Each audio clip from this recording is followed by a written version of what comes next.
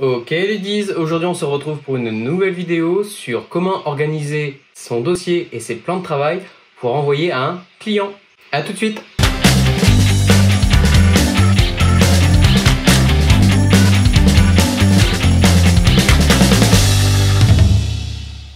Ça peut arriver dans la vie d'un freelance que généralement quand vous avez par exemple des collections de logos, qu'un client vous achète une de vos réalisations. J'ai un client qui a acheté un de mes logos. Le problème c'est que des fois c'est difficile par exemple de se projeter et de modifier le logo en fonction du secteur d'activité du client et de ses attentes.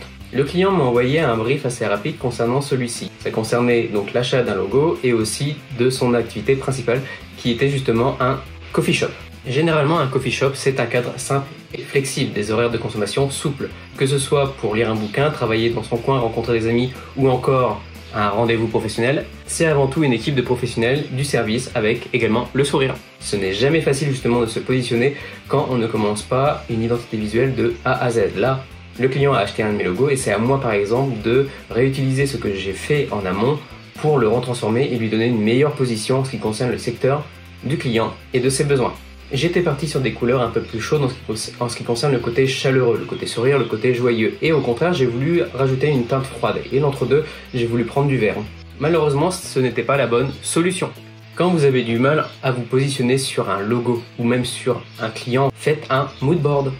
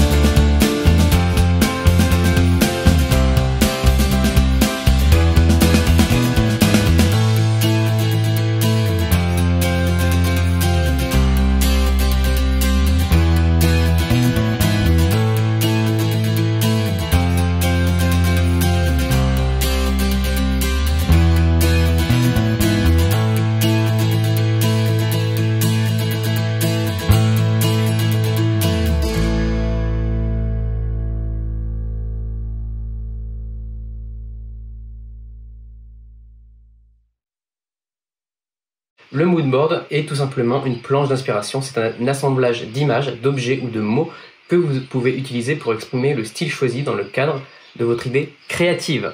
À quoi ça sert en entreprise? Tout simplement, le mood board vous permet de trouver l'inspiration et d'orienter le travail de vos idées créatives. Ça vous permet également d'avoir un dossier complet et justement de présenter au client votre opinion et de présenter l'idée réalisée. Les premières étapes sont les mêmes, c'est déjà assembler une planche dans laquelle vous allez avoir vos inspirations. Le but est d'analyser chaque image, chaque mot et justement de trouver un sens pour avoir une meilleure position par rapport à son client. Par exemple, en ce qui concerne le mood board, moi j'étais parti sur la convivialité. Le mood board est venu beaucoup plus tardivement dans le projet. J'étais parti sur la convivialité, le partage, le moment, la chaleur, les arômes, les sensations, la gourmandise et le fait maison. Après, tout simplement, pour orienter mon idée, je suis parti sur un seul et même axe. Mon axe était le côté chaleureux, donc je suis parti sur la convivialité, le partage, le fait maison et la chaleur. Et comment représenter le côté convivial et le fait maison? C'est un peu compliqué à... Et ben non, justement ça m'a aidé justement à trouver l'idée, c'est-à-dire qu'au niveau du centaure, je ne l'ai pas gardé en entier, et après j'ai utilisé une typo manuscrite.